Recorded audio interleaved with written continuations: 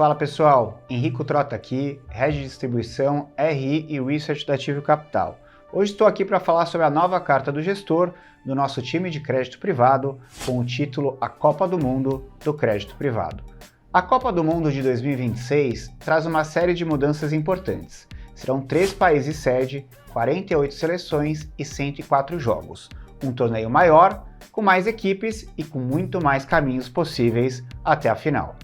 E a carta usa justamente essa nova dinâmica da Copa como metáfora para explicar a transformação estrutural que o mercado brasileiro de crédito privado vem passando nos últimos anos.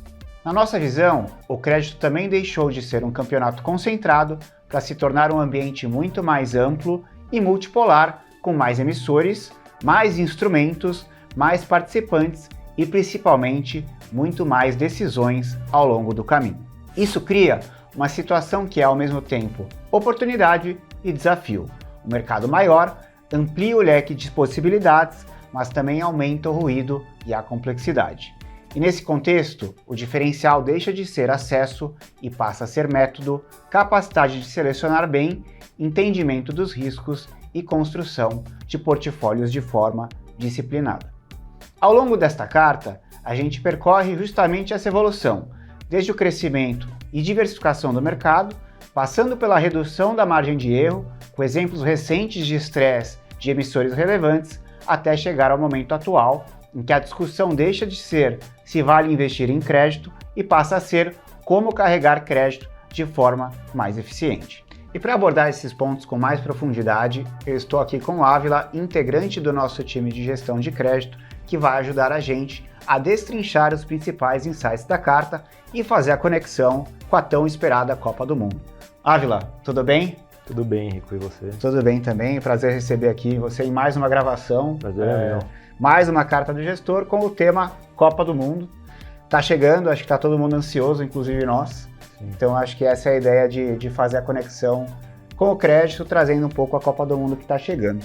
Então eu queria que a gente começasse falando um pouco da analogia, né? A gente está falando de uma Copa do Mundo que é diferente de todas as Copas que aconteceram, né? Uma Copa maior, mais seleções, mais jogos e logicamente uma dinâmica bem diferente do que a gente está acostumado, né? Então quando a gente olha para o mercado de crédito privado hoje, como que a gente compara aqui com essa analogia de uma Copa nova, uma Copa maior, uma Copa diferente do que foi no passado, né? Então eu queria que você explicasse pra gente e aí fizesse essa analogia com o mercado de crédito, logicamente trazendo um pouco também todos os desafios que tem e oportunidades que surgem de ter um mercado de crédito maior, em alusão, logicamente, a uma Copa com mais seleções, mais times, mais opções, né? Não, perfeito. Acho que a analogia que a gente tentou trazer na carta, a nova Copa do Mundo faz muito sentido com o mercado de crédito privado hoje, né? O mercado de crédito privado está passando por uma completa reestruturação, assim, do ponto de vista... É uma mudança estrutural mesmo, assim, né? Então, assim como na Copa hoje você vai ter 3 sedes, você vai ter 48 seleções, você tem mais substituições, assim... Hoje em dia você tem muito mais time que é capaz de ganhar a Copa, assim, né? Então mudou muito e o mercado de crédito privado também. Então, assim, quando eu falo isso, não é nem só de volume, mas número de emissores, tipos de instrumentos. Então, assim, você teve uma mudança muito relevante sobre vários aspectos.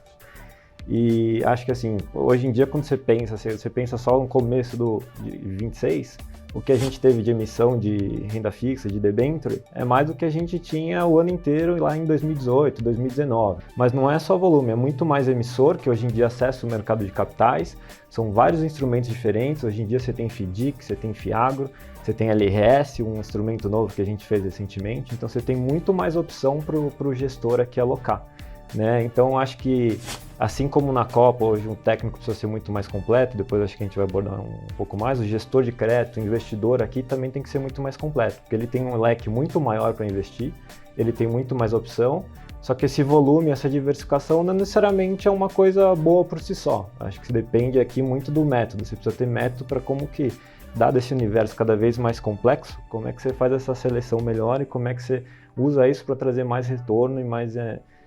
retorno para o cotista mesmo, né? Então acho que esse é o grande ponto aqui que a gente queria trazer com essa analogia. Não, legal. Queria ir assim, e aí acho que tentando passar um pouco pelos principais pontos da carta, né? E aí trazendo mais uma mudança estrutural dos participantes na Copa e também trazer um pouco a avaliação de risco que isso também traz, né? Então, na Copa, logicamente, você tem mais seleções, tem muito mais opções, né? Isso tem um paralelo com o mercado de crédito, como você falou, e o mercado também era muito diferente, né? O mercado era mais concentrado nos bancos, agora você tem um mercado mais amplo, onde você tem gestoras independentes, você tem outros participantes como assets tradicionais, ou gestoras independentes como a própria Ativio, né? Então eu queria entender como que isso impacta também a forma como a gente precifica risco, né? E como que também isso é percebido pelo investidor. Sim. Não, perfeito. Na carta a gente deixa bem claro, assim, a gente divide em 3 grandes participantes, mas assim, grosso modo, num lado do espectro você tem os grandes bancos, cara, e eles vão continuar dominando, assim, por questão de escala mesmo, capacidade de distribuição, isso não vai mudar. Só que com o passar dos anos, assim, você começou a desenvolver cada vez mais diferentes players ali, né, começaram a entrar. E na outra ponta do espectro tem a gente, gestoras de investimento independentes, como a Ativio, que conseguem atuar em partes do mercado ainda que não foram muito exploradas. Então você tem várias oportunidades, as gestoras têm mais capacidade de tomar risco do que um banco, tem mais capacidade de olhar operações um pouco mais complexas, agregar um pouco mais estruturação. Então assim, as gestoras vieram para trazer mais complementariedade e expandir o ecossistema, tá? E dentro disso, acho que a gente tem muita capacidade para explorar oportunidades, novas inovações, mercados novos e trazer mais retorno para o cotista. Assim. Não quer dizer que todo mercado é bom, que tudo que vai nascer é bom. Quer dizer que tem muita frente que a gente consegue explorar. E aqui é o nosso trabalho, como gestora mesmo e como gestores de crédito, é ver o que faz sentido, quais mercados que a gente quer apostar, né? Quais são os produtos que a gente acha que vão crescer, quais são os produtos que vão agregar para o nosso cotista final. Então, assim, recentemente a gente fez uma emissão de LRS, que foi já divulgado no mercado. Esse é um mercado que a gente está apostando, que a gente acha que tende a crescer. Assim, os mercados de FDIC já cresceram muito, mas a gente acha que tem muito potencial. Só que assim, é um mercado muito grande, tem muita coisa ali dentro. Você tem que ter uma capacidade de ver o que separar o joio do trigo. Então acho que é aí que a gente entra, né? O ponto final aqui os bancos vão continuar crescendo, você ainda vão continuar tendo as assets de banco e você vão ter as gestoras independentes fazendo esse trabalho adicional. Assim, todo mundo convive junto e isso acho que só tende a agregar para o ecossistema assim, de crédito. Tá? Legal, Avilar. Cara, acho que continuando nosso bate-papo, né? E acho que essa é uma parte super interessante da carta, que a gente faz um link do mercado de crédito, somente quando a gente analisa a evolução dos spreads, com também o mercado preditivo, né? Polymarket, né? O mercado de previsão, mercado de odds, né? Então eu queria, assim, que você trouxesse um pouco esse paralelo, né? Acho que na carta é interessante até porque mostra que o Brasil, no histórico, comparado com as últimas Copas, tem a menor probabilidade da história hoje de vencer uma Copa, né? Portugal, inclusive, hoje está numa das maiores, então teve, de fato, um rearranjo aqui nessas probabilidades de seleções de vencer a Copa, né? Antes era muito mais concentrado, então o Brasil também perdeu um pouco relevância nisso, mas queria que você comparasse, trouxesse essa análise para o crédito aqui, de como que a gente também analisa essas probabilidades de default nos emissores, especialmente quando a gente olha mais o high grade.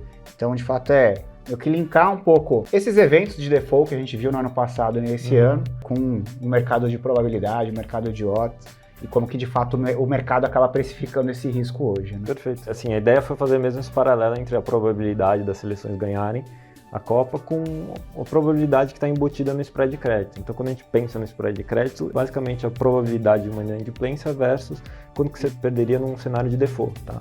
Então, ali está embutida uma probabilidade de default. Quando a gente pensa em emissores, mesmo que high grade, ele tem uma probabilidade de perda, não é risco zero. Então acho que era uma coisa que o investidor lá atrás às vezes esquece de pensar, cara, meu investidor high grade eu não tenho risco de default. Tem.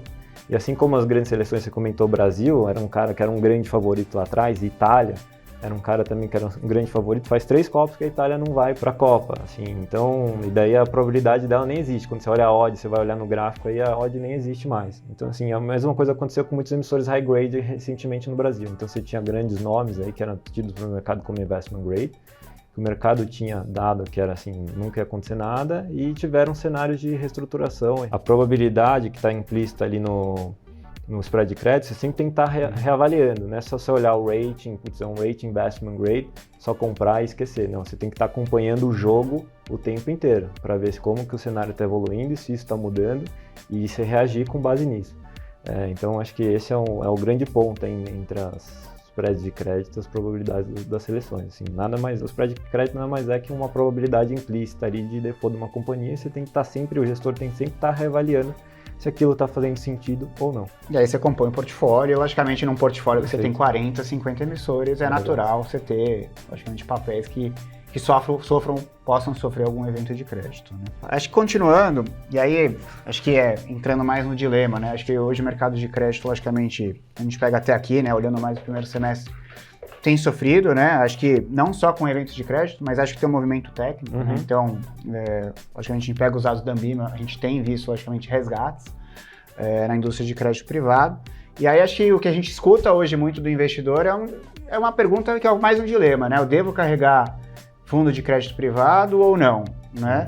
E acho que a gente acaba fazendo paralelo com o próprio Neymar na carta, né? Acho que não é mais um paralelo de se vai ou não para a Copa, mas é um paralelo se vai jogar ou não, né? Porque de fato o talento tá lá, mas de fato se faz sentido ele ter ele hoje na equipe jogando com condição para jogar, né? Então, queria que você trouxesse esse paralelo aqui para os fundos de crédito, né? A gente teve uma abertura relevante de spreads aí ao longo do ano, isso machucou também a performance dos fundos. Logicamente teve um ou outro evento negativo, a gente conseguiu sair bem, né? Acho que mostra bem que a gente está com um processo bem azeitado de seleção de ativos no crédito. Mas queria que você fizesse esse paralelo aqui com o mercado de crédito. Está na hora de reduzir exposição, de carregar.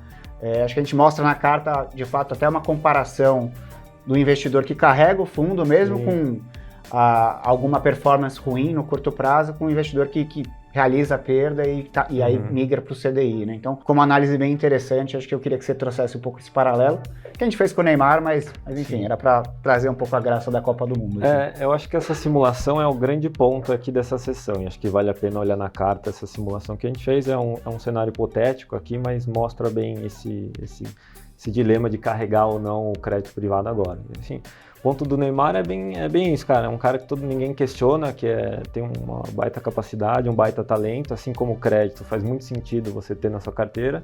Só que você fica com medo, será que ele vai performar agora? Será que ele vai conseguir? Porque o investidor ficou muito machucado nesse começo de ano com essa abertura de spread. Você teve, como a gente comentou, alguns cenários de estresse em companhias específicas e um movimento técnico. E tudo isso abriu crédito e os fundos de crédito performaram mal, tiveram muito resgate. Né? Só que a gente acha, assim, é o ponto da simulação.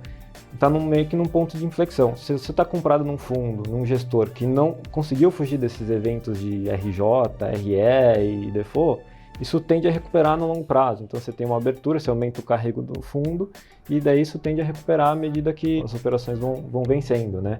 Então, você sair agora você vai cristalizar o seu market to market ali, sua perda, e você não vai recuperar mais. Então, é um ponto de saída muito ruim, assim. Então, a gente acha que faz muito sentido agora você segurar, principalmente se você carregou bons gestores que souberam evitar esses problemas aqui, né? Felizmente, a gente conseguiu evitar muitos dos problemas aqui e a gente está vendo essa recuperação já agora nesse mês, né? Então, assim, o que a gente tem visto agora só para passar é que esse mês, de fato, tem tido muita recuperação. E daí acho que o mercado já está se acalmando de certa forma, vem vindo uma redução de resgates aqui nos nossos fundos e até uma reversão aqui nesse movimento. Teve um começo de ano difícil, mas a gente está otimista com o cenário aqui para os próximos meses. Assim. Então acho que o ponto para o investidor é, assim como o Neymar, carrega na carteira, porque agora não faz sentido de você vender. E acho que foi o que o Ancelotti fez ali ao chamar ele para a Copa. Bem legal, cara. Acho que migrando para um outro tópico aí, trazendo um pouco mais para a gestão ativa, construção de portfólio, né?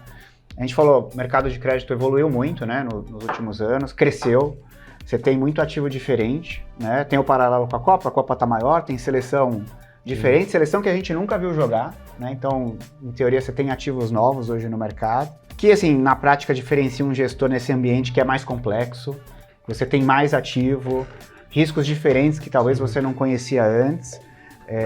Para um investidor que quer avaliar aqui um fundo de crédito, está pensando numa estratégia de crédito no portfólio, né? Que é a mesma coisa na Copa, né? Você vai ter seleção diferente, seleção que você nunca viu jogar. Hoje você também pode fazer mais substituição, né, do que era antigamente. Hoje você pode fazer até 5, né? Você podia fazer 3 no passado. Então, de fato, o mercado evoluiu, está maior, com muito mais opção, mas isso também traz muito mais risco, então a gestão ativa fica muito importante. Então, queria você tocasse um pouquinho nesse ponto. Eu acho que, assim, esse foi o grande ponto da carta, acho que paralelo, acho que hoje o gestor de crédito, ele tem que ser muito mais completo, né? Ele tem que ser um cara que enxerga o crédito de ponta a ponta, assim, que o mercado, como você falou, ele ficou maior, mas isso traz mais complexidade, então você tem mais emissões, você tem mais emissores, você tem mais instrumentos, o mercado secundário ficou muito mais ativo, então os preços refletem de forma muito mais relevante hoje em dia. Então, esse gestor de crédito, ele precisa, hoje, saber monitorar bem, então, para evitar os cenários adversos, né, as empresas que vão entrar em default, entrar numa estruturação. Ele precisa operar bem no mercado secundário, de acordo com essas movimentações. Ele precisa olhar o espectro de crédito de uma forma mais abrangente. Não adianta só ele olhar debênture hoje em dia, ele tem que olhar outros instrumentos. Tem uma forma de eu me posicionar dentro de uma empresa que eu estou mais seguro, que tem uma relação risco-retorno um pouco melhor, às vezes me traz mais garantia, me traz mais spread, porque é mais complexo de olhar e outro gestor não consegue olhar. Então, tudo isso faz com que o papel do gestor de crédito também tenha que evoluir junto com o mercado. E acho que quando você vai avaliar do ponto de vista de um alocador, de um investidor, você precisa ver se você está investindo numa gestora que eu consiga fazer o papel de crédito de ponta a ponta. Fazendo aqui, puxando um sardinha para o nosso lado, a Ativio tem um fundo de crédito desde o D0 até fundos mais estruturados, D180. Então a gente olha o espectro de crédito como um todo. Então isso requer uma equipe multidisciplinar que consiga trabalhar junto e consiga avaliar as oportunidades e tentar explorá-las antes que o mercado enxergue, né? Acho que esse é o grande diferencial aqui do gestor de crédito e onde acho que o mercado está migrando e quem não tiver indo para esse caminho, acho que tende a ficar de fora, assim, pensando nas gestoras independentes. Legal, Vilar. Não sei se você quer falar também, mas a gente também participou de uma operação nova aí no mercado de capitais, que é a LRS, né? Até saiu no Brasil Journal, para quem quiser ter acesso, tem o link aí na descrição do vídeo. Mas se quisesse comentar um pouco, né, dado que é um instrumento novo, a gente acha que também vai ganhar cada vez mais destaque no mercado brasileiro, né? É muito forte lá fora. Então, se quiser comentar um pouquinho, acho que é uma operação também interessante que a gente participou, ancorou. A gente aposta muito aqui na originação e estruturação. Isso vai no papel ali quando a gente fala do gestor ser mais completo. Daí na originação e estruturação, assim, grande parte desse mercado vai estar com os bancos e daí volta um pouco para o que a gente comentou antes, né? Acho que é o papel das gestoras de investimento procurarem mercados novos, né? Mercados mais inovadores, instrumentos novos para começar a explorar eles. Então a gente fez a operação de LRS, que é uma letra de seguro, né? Seguro de crédito, para uma varejista, assim, que é um instrumento novo, é o primeiro, acho que é distribuído ao mercado. Então a gente tem buscado cada vez mais tipos de instrumentos diferentes para agregar ao nosso portfólio. Então é um negócio que a gente consegue colocar dentro do nosso portfólio, só a gente tem, é um negócio exclusivo, fica para o nosso cotista, gera um bom retorno vis-à-vis risco, então assim, são um tipo de instrumentos que a gente tem buscado cada vez mais e tentado nos diferenciar aqui e trazer diferenciação para o nosso cotista. E é legal, né, porque é um tipo de instrumento que você tem exposição ao emissor que talvez você não teria diretamente, né, mas que a LRS traz uma estrutura de operação que torna, logicamente, bem interessante estar na estrutura. Cara, legal, acho que a gente está chegando para o final, né, acho que no final do dia aqui, o crédito privado ele virou um torneio mais complexo, né? Então você tem mais oportunidades, mas também tem uma exigência técnica maior, você precisa se adaptar. E acho que também o resultado, ele também não depende só do elenco, ele passa a depender também cada vez mais da forma como o portfólio é montado, como ele é gerido, né? E a gente falou um pouquinho da gestão ativa. Você tem mais alguma mensagem para passar aqui no fechamento? Cara, eu acho algo que a gente deixou de abordar? Não, eu acho que é isso, assim, o gestor de crédito, assim, ele precisa ter essa visão, assim, como o técnico precisa ter do que ele precisa ali para ganhar um campeonato, aqui é a mesma coisa, né? Quais são os emissores, quais são os instrumentos, qual é o tipo de monitoramento e método que eu preciso aplicar para dar o melhor resultado possível. Cara, queria te agradecer aí mais uma participação na gravação da Carta do Gestor. Para quem quer saber mais detalhes sobre a Carta do Gestor que foi publicada, entra no site da Ativio Capital, www.ativio.com. A gente tem uma área de blog onde fica esse conteúdo e todos os outros que a gente já publicou. Vamos ficando por aqui, obrigado e até a próxima.